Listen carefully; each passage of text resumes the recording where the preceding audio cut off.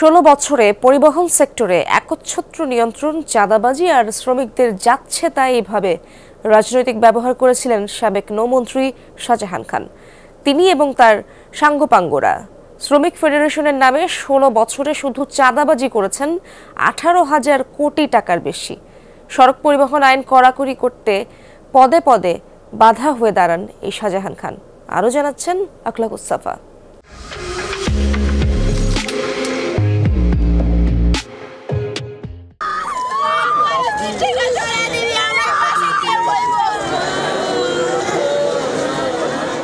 2018 সালে বিমানবন্দর সড়কে বাস চাপায় 2 কলেজ শিক্ষার্থী নিহত হওয়ার ঘটনায় বিতর্কিত মন্তব্য করে সমালোচিত শাহজাহান খান।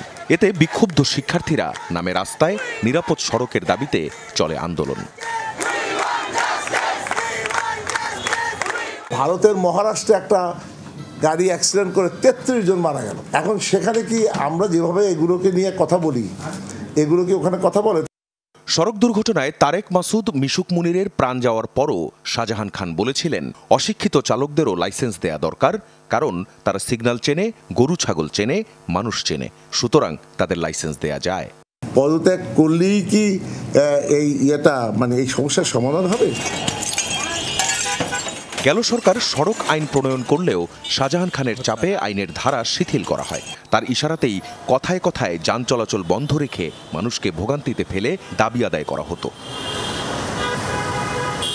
বাস ভাড়া নির্ধারণেও ব্যাপক প্রভাব ছিল শাহজাহান খানের। সরকার নির্ধারিত ভাড়া না মানলেও পরিবহন কোম্পানির বিরুদ্ধে ব্যবস্থা নেওয়া যেত না। গত 16 বছরে পরিবহন খাতের নিয়ন্ত্রকের ভূমিকায় শাহজাহান খান ছাড়াও ছিলেন ঢাকা সড়ক পরিবহন মালিক সমিতির সাধারণ সম্পাদক খন্দকার এনায়েতুল্লাহ ও সড়ক পরিবহন শ্রমিক ফেডারেশনের সাধারণ সম্পাদক ওসমান আলী। ওই সময় ফেডারেশনের অন্তর্ভুক্ত 249টি শ্রমিক ইউনিয়নের মাধ্যমে চাঁদা তোলা হতো। পরিবহন সেক্টরে চাঁদাবাজি করে 18,000 কোটি টাকা করেছে তারা। গেল 4 বছরে বাণিজ্যিক যানবাহন থেকে 6,000 কোটি টাকার বেশি চাঁদাবাজিকে আবার বৈধতা দেয়া হয় সড়ক পরিবহন সংগঠন পরিচালনার ব্যয় সংক্রান্ত নির্দেশিকা প্রণয়ন করে। কোন সংগঠনে 1.5 কোটি, কোন 1 কোটি 14 লাখ, কোন কোটি 114 কোটি টাকা, কোটি কোটি টাকা, যার হিসাবটা খন্দকার এনায়েত সাহেব দিতে পারবে, যার হিসাবটা শাহজাহান ভাই দিতে পারবে, যার হিসাব ওসমান সাহেব দিতে পারবে। এর বাইরে কারো ক্ষমতা নাই তার পক্ষে এই পক্ষে দেওয়া। সিএনজি তো 17 কোটি টাকা ব্যবসা হয়েছে, আমরা তো কোনোদিন 1 টাকাও চোখে দেখি নাই। সব নিয়ে গেছে, কাগজ বস্তা ভরে, কম্পিউটারটা নিয়ে গেছে।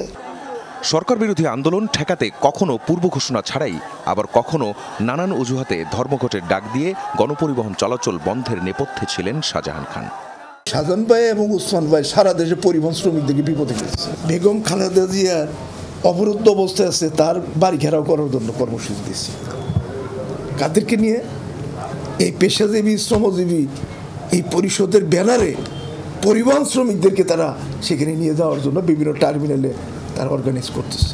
পরিবহন শ্রমিকদেরকে একটা জনগণের মুখোমুখি দাঁড় করে দিচ্ছে, পরিবহন শ্রমিকদেরকে রাজনৈতিক দলের মুখোমুখি দাঁড় করে দিতেছে, অথচ কোনো পরিবহন শ্রমিক এমন কোনো আঞ্চলিক কমিটি, কোনো বেসিক নেতাকর্মীর সঙ্গে সম্পৃক্ত না।